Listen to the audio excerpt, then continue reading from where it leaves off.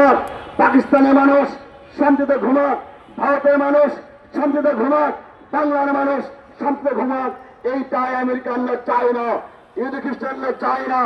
অতএব ওআইসির মাধ্যমে, জাতিসংঘের মাধ্যমে সারা বিশ্বের সমস্ত যুদ্ধ বন্ধ করতে হবে, সমস্ত যুদ্ধ বন্ধ করতে হবে।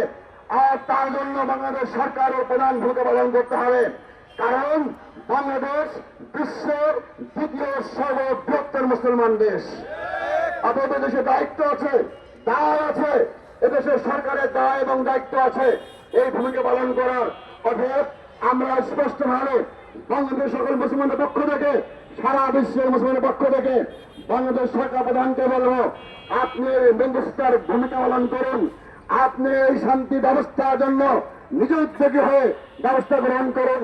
জনগণ আপনাকে ভালোবাসবে, বাংলাদেশের মানুষ ভালোবাসবে, বিশ্ব মুসলমানরা ভালোবাসবে, আল্লাহ আপনাকে ভালোবাসবে। অতএব আপনার দায় এবং দায়িত্ব জায়গা থেকে বাংলাদেশের প্রধানমন্ত্রী তারেক রহমান সাহেব, আপনি এই ব্যবস্থা গ্রহণ করুন, উদ্যোগ গ্রহণ করুন।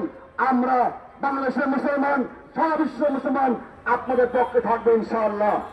অতএব আমরা আমাদের মিছিলে অংশগ্রহণ করব, প্রতিবাদ জানাবো, আমরা বিক্ষোভ করব, আমরা আমাদের রাজপথে আমাদের শক্তি অনুযায়ী, আমাদের সামর্থ্য অনুযায়ী, আমাদের কথার মাধ্যমে, উপস্থিতির মাধ্যমে ইংল্যান্ড, মার্কিনের, আমেরিকার, ইসরায়েল, ইহুদি খ্রিস্টানদের বিপক্ষে, মুসলমানের পক্ষে, মাজলুমের পক্ষে আমরা থাকবো ইনশাআল্লাহ।